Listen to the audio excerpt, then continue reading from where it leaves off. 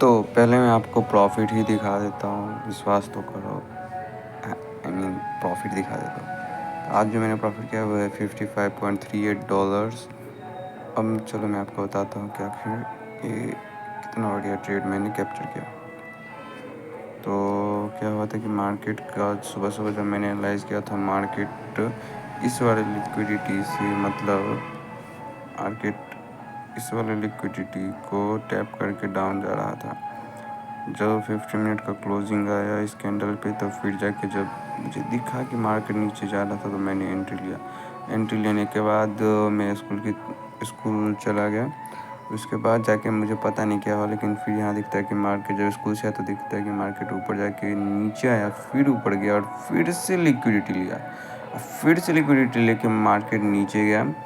अगर आप समझो तो ये जो ट्रेड मैंने लिया था ये था 5:45 बजे लिया था और ये क्लोज अभी जाके हुआ है। बहुत बढ़िया ट्रेड मैंने कैप्चर किया था। लिक्विडिटी पे पूरा बेस्ट था, लेकिन कुछ गलतियाँ भी थी और बहुत कुछ इस ट्रेड में बहुत कुछ सीखने को मिला। जैसे कि इस पॉइंट पे जब मार्केट में आया तो मार्केट यहाँ से डायरेक्ट ऊपर चल गया।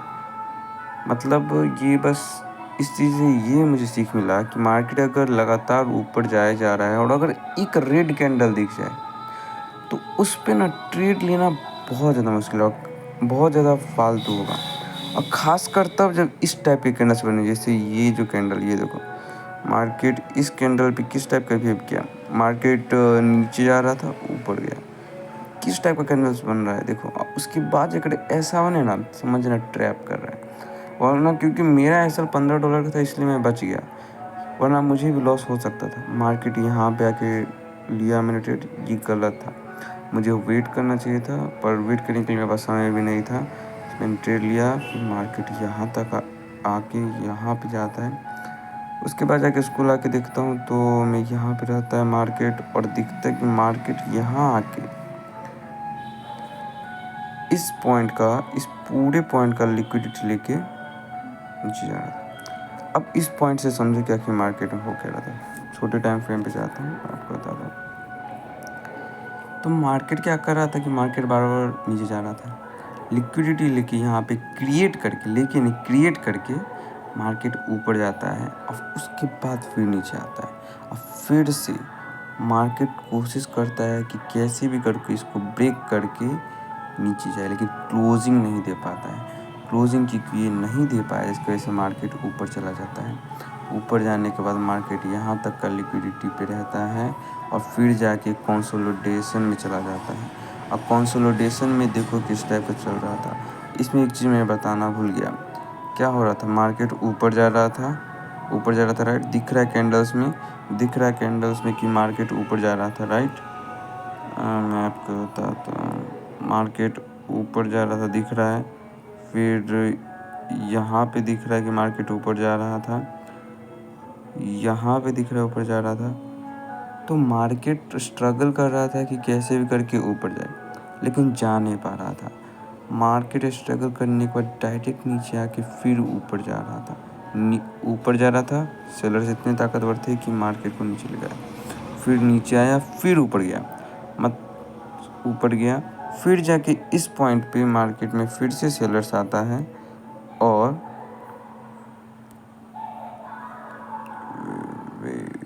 क्या हो रहा है,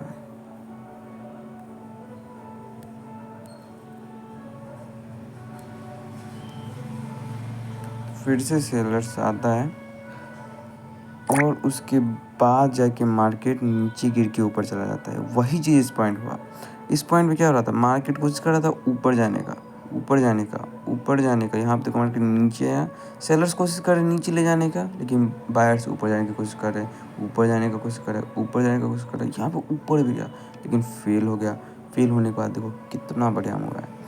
मैं बस इतना कहना चाह रहा हूँ कि मार्केट में जो मुझे अभी सिखाया है वो ये चीज़ है कि अगर मार्केट कोशिश कर रहा है कि ऊपर या नीचे जाए, लेकिन वो चीज़ बार बार फेल हो रहा है, तो फेल होने का रीज़न है कि वो ट्रैप कर रहा है। इसका मतलब ये है कि मार्केट अगर चाह रहा है कि ऊपर जाए, लेकिन ऊपर जाने के बाद भी सेलर्स नीचे ले जा आ रहा है, तो मार्केट चाह रहा है नीचे जाए, इस पॉइंट के हिसाब से, और सेलर्स नीचे बायर्स ऊपर ले जा रहे हैं सेलर्स के पर्सपेक्टिव में, तो उस पॉइंट पे ज़्यादा ताकतवर सेलर बन जाएगा एट दी एंड जाके। जैसे इस पॉइंट पे हुआ, बायर्स कोशिश कर रहे थे ऊपर ले जाने का और सेलर्स एफर्ट डाल रहा था कि नीचे आए, लेकिन ऊपर चल जा रहा था, नीचे जाता ऊपर चल जाता, नीचे आता ऊपर चल जाता, और एट दी एंड जाके और वही चीज़ यहाँ पे भी हुआ। अगर आप समझो तो मैं आपको ये सब चीज़ हटा देता हूँ, वही चीज़ यहाँ पे भी हुआ, यहाँ पे भी वही चीज़ हुआ। मार्केट कोशिश कर रहा था नीचे आने का, बाहर से ऊपर ले जा रहा था, नीचे आने की कोशिश किया, बाहर से ऊपर ले गया, नीचे आने का कोशिश कर रहा था, बाहर से ऊपर ले गया। समझ, यहाँ पे उल्टा बोल दिया मैंने। ऊपर जाने की कोशिश कर रहा था, सेलर्स नीचे लेके आ रहा था, ऊपर जाने की कोशिश कर रहा था, सेलर्स नीचे आ रहा था। खुद देखो ना, मार्केट नीचे जा रहा है लेकिन बाहर ताकतवर होकर इसलिए ऊपर ले जा रहा है। यहाँ पे भी वही हुआ, मार्केट नीचे आना चाह रहा है, बाहर से ऊपर ले जा रहा है।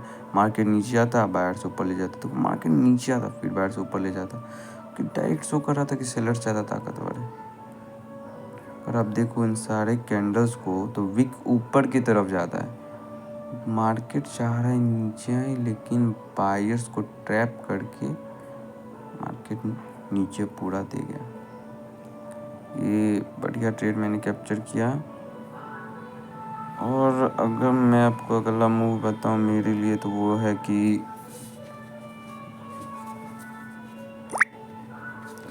तो बता देता हूँ, इस पूरे पॉइंट पे मार्केट का लिक्विडिटी था, समझो, मतलब मार्केट अभी ले चुका है लिक्विडिटी। अगर मुझे क्लोजिंग दिखता है यहाँ नीचे की तरफ जाके, मतलब अगर आप समझो तो क्या आपको किसी भी पॉइंट पे आपको क्लोजिंग दिख रहा है क्या? यहाँ पे क्लोज हुआ, मार्केट आके लिक्विडिटी लेके ऊपर चल गया, लिक्विडिटी लेके ऊपर चला गया।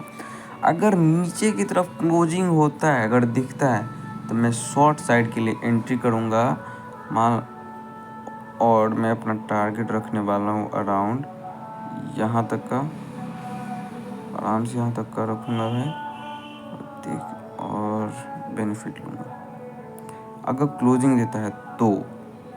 और हमारा दूसरा केस है कि मार्केट का 2 जोन बन रहा है, ये डिलीट करते हैं क्योंकि अब इसका कोई काम है नहीं। डिलीट।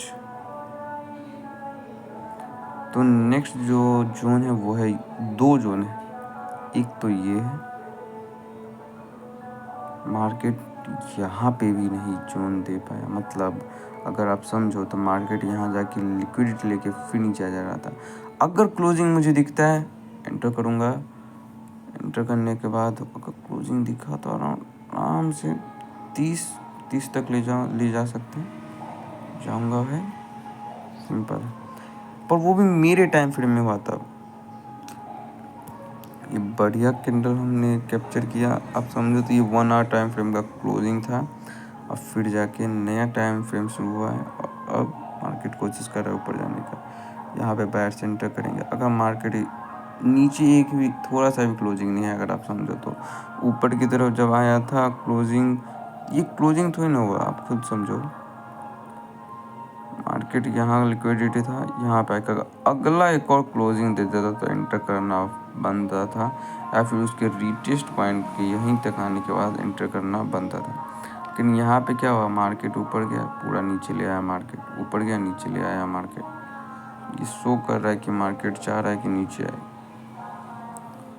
तो इसी वजह से मैं प्लान करके बैठा हूँ कि अगर मार्केट नीचे की तरफ क्लोजिंग देता है ना, सेल करने वाला हूँ। यहाँ तक का टारगेट रहेगा हम लोग का, और $15 का सेल रहेगा।